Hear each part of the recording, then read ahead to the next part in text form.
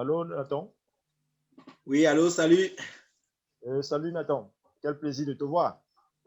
Ah, le plaisir est partagé. Je suis très heureux que tu m'as invité aussi ici.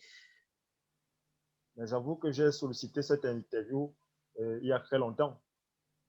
Ouais, ben, tu m'as écrit, ça fait quand même un moment qu'on essaye de trouver un jour pour passer à l'action. Donc, oui, moi aussi, ça me fait plaisir en tout cas qu'on ait trouvé du temps pour parler un peu. Justement, en fait, je suis tombé par hasard sur une de tes vidéos sur YouTube qui parlait du concept d'affiliation. Et je l'ai trouvé très intéressant, surtout dans notre concept africain. Ouais, Et dans cette vidéo, tu disais qu'il était possible pour nous de générer des revenus sur Internet en étant en Afrique. ouais, Donc, du coup, j'ai commencé à m'intéresser un peu plus en ce qui te concerne. ouais. Donc, du coup, je voudrais un peu en savoir plus sur toi. Qui est Nathan? Alors, qui est Nathan? Nathan, c'est quelqu'un comme Landry, c'est une personne, c'est une personne comme toute autre personne dans ce monde.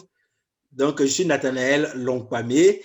Je suis entrepreneur sur Internet depuis 2013. J'ai commencé par m'intéresser à la création de revenus passifs sur Internet. Donc, un revenu passif, c'est un revenu qu'on génère et qu'on développe.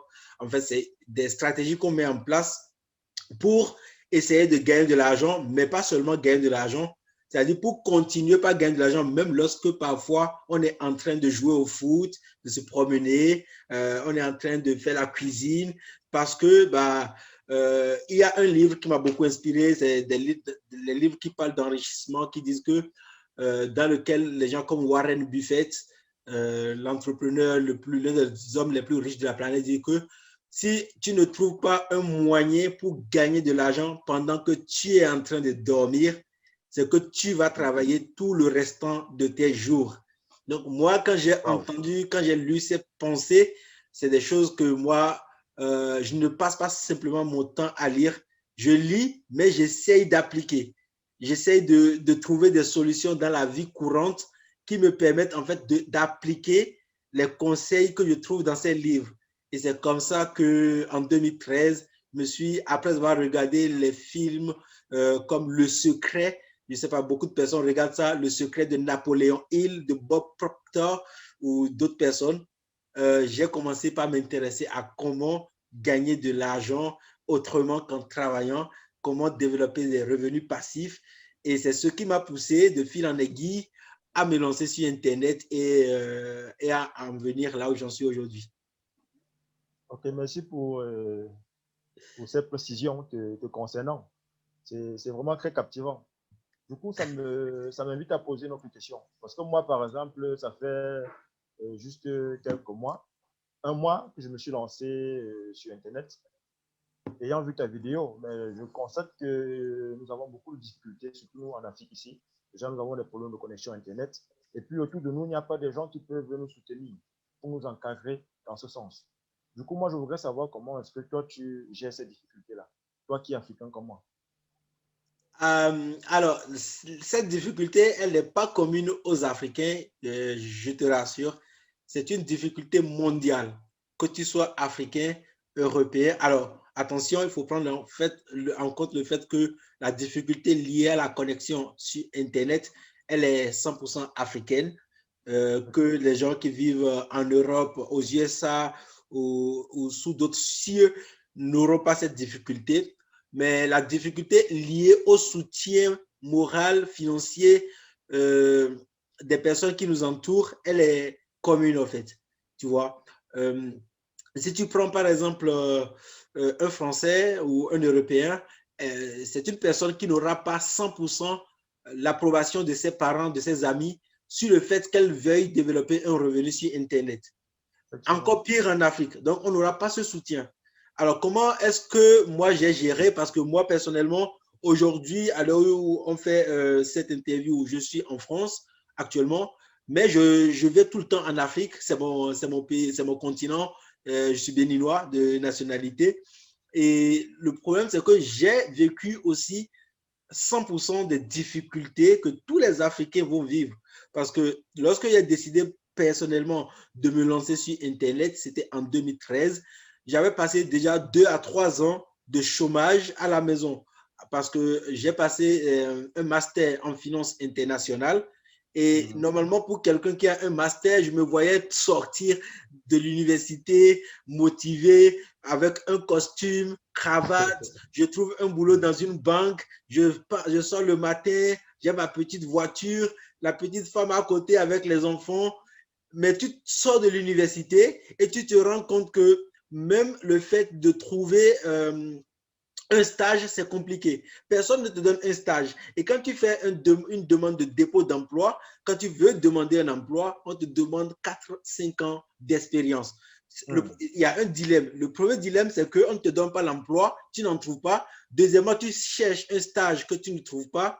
Troisièmement, on te demande de déposer 4 ou 5 années d'expérience pour te donner un travail. Wow. Comment obtenir un travail si on ne te donne même pas le stage?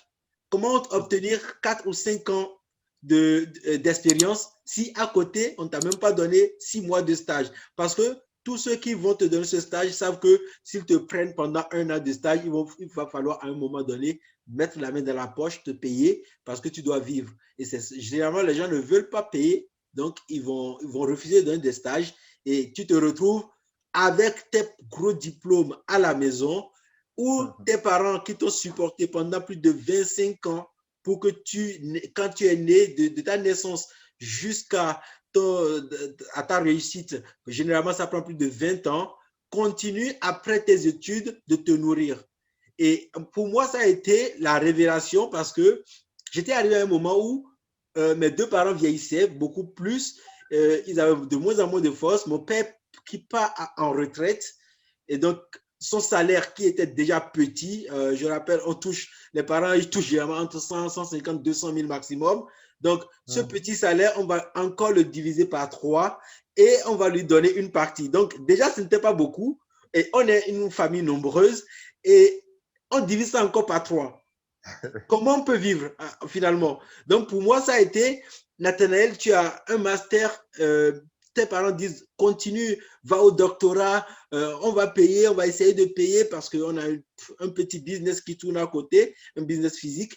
Et moi, je me dis, non, mais il faut arrêter dès aujourd'hui parce que le problème, c'est qu'il y a d'autres qui viennent derrière toi, qui auront les mêmes diplômes et rien n'est certain que lorsque tu auras le doctorat, que tu vas trouver un emploi. Et donc, il faut donc, à ce moment-là, je me suis dit, j'arrête d'étudier, ça ne sert à rien. Si après 20 années d'études, je n'ai pas un simple stage et que le mécanicien à côté, alors, c'est pas le mécanicien, ce n'est pas un boulot mal vu. Beaucoup de personnes le voient mal, mais ceux qui ont des gros diplômes et qui sont à la maison devraient applaudir les mécaniciens. Parce que le mec qui fait 3 années de formation ou 4 années de formation, il ressort, il sort de son apprentissage, il achète ses pièces, il se met dans le coin de la rue et il commence pas à arranger les motos. Il n'écrit même pas une demande d'emploi. Il n'écrit rien. Il se met au coin de la rue, il commence pas à travailler. Et donc, moi, je me suis dit, si avec un master, je ne trouve pas un boulot que le mécanicien, le menuisier, le maçon, la couturière, toutes ces personnes, après quelques années de formation, savent faire quelque chose de leurs mains et peuvent se lancer tout de suite sans demander de l'emploi. Moi, j'ai envie de chercher d'autres solutions pour gagner ma vie moi-même. Voilà comment moi, j'ai commencé par chercher des solutions pour gagner de l'argent. Et aussi, voilà ces quelques difficultés en fait que moi aussi j'ai vécu, que beaucoup d'Africains vont vivre, c'est normal, et qui m'a poussé à me lancer sur Internet.